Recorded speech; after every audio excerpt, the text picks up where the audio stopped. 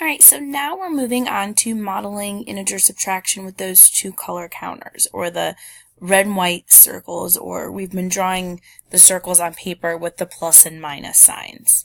It's very similar to how we've been working with the algebra blocks in terms of pairing up any zero pairs and circling the pieces and drawing an arrow to show what's being removed for subtraction. So the first example that we have 5 minus 3. So they have that 3 in parentheses there. There's really no reason that it's in parentheses. It's not wrong, but it's not necessary. So don't let that throw you. Just 5 minus 3.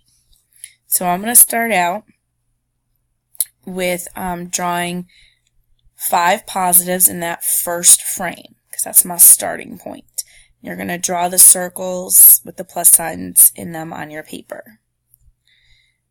Then remember, in my middle step, I'm going to show what's happening. So I will redraw those 5 positives, and then I have to take away 3. So I do have 3 that I can take away, so I don't actually have to use the zero pairs in this case.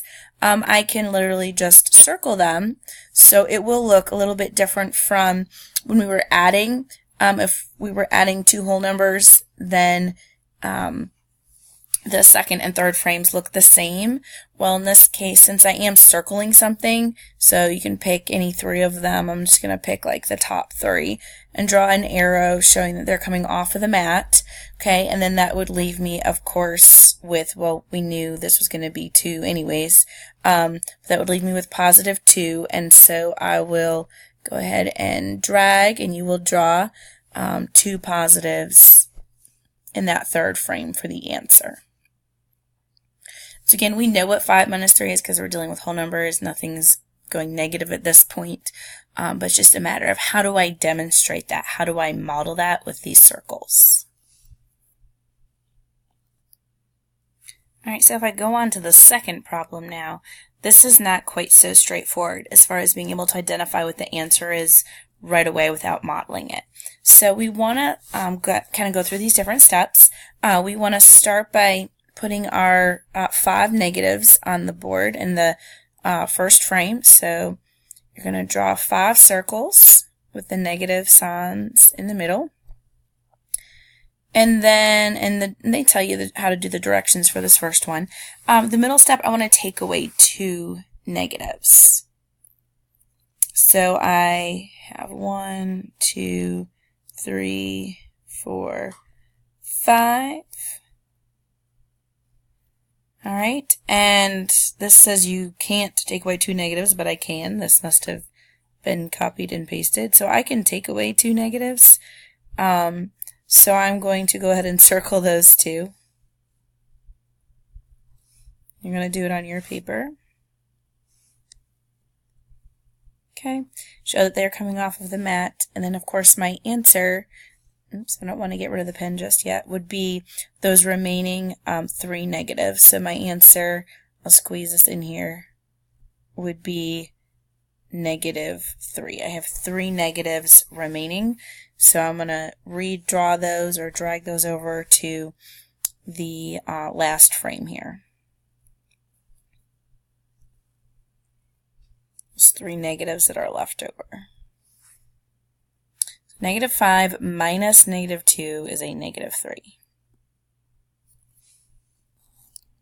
Alright, now for this next one, they've taken away the directions above each frame, but I'm going to start with -6. I have -6 minus 4. Again, that 4 does not necessarily have to be in parentheses. It's not separating a negative from an operation. It's just there. It's not necessarily wrong, but it's not needed. So I'm -6, so I'm starting out with. I will redraw those -6 in the middle frame. And then I want to take away +4. So this is an instance where I do not have 4 positives to take away. So I will have to use zero pairs here. So these are kind of connected on my screen, but you'll have to draw in 0 pairs until you have 4 positives. So I've got 2, 3, and 4. So now I have 4 positives that I can take away. I'm going to circle those positives and show that they're coming off of the screen here, or off of the mat. Doesn't really matter where you draw your arrow as long as you show it's coming off. And then I look at what I have remaining. I have those original 6 negatives, plus when I had to add in those 0 pairs, I ended up putting 4 more negatives on the mat. So the 6 negatives originally plus those 4 more negatives, it gives me a total of 10 negatives. So negative 6 minus 4 is going to equal negative 10, and I will redraw that in the final frame with those 10 negatives in that last frame. So you will redraw that on your paper as well. This is after I have removed those 4 positives. So negative 6 minus 4 is equal to negative 10. So on this next example, I have 5 minus negative 4. So I'm going to start by drawing my 5 positives.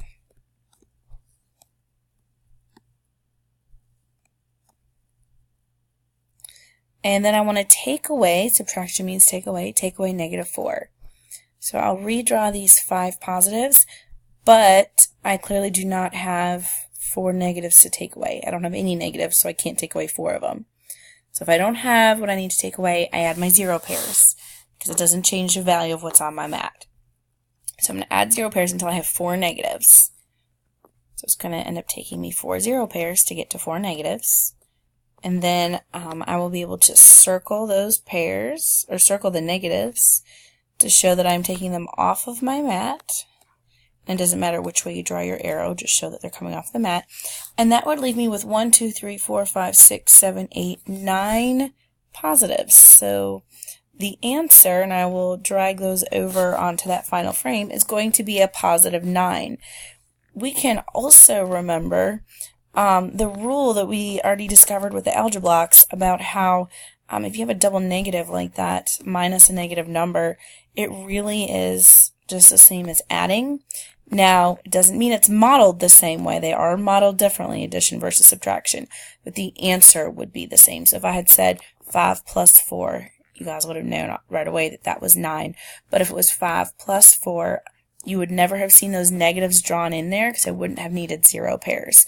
And you would not see the circle around them with the arrow showing you to take off the 0 pair, or to take off the negatives from the 0 pairs. So they are modeled differently, but your answer would be the same. So the last one here, we have 3 minus 8. So I would start with my positive 3. And I want to take away positive 8. So I'll redraw those positive 3. Now, I do have some positives here, but I do not have enough positives. So I will have to add some 0 pairs until I have a total of 8 positives. So if I add this pair here, that gives me 4 positives, 5 positives, 6 positives, 7 positives, and 8 positives. So I need to show that I am taking away 8 positives. So maybe I should move these up just a little bit so that it's easier to circle all of them at the same time. So I have a total of 8 positives that I need to circle and show that they are coming off of the mat. Alright, and then what would be left over are those negatives down at the bottom. And I have 5 negatives at the bottom, so that means my answer is going to be a negative 5. So then you would also then draw those negatives in your answer spot on the last side here, the last frame. So 3 minus 8 is going to be a negative 5.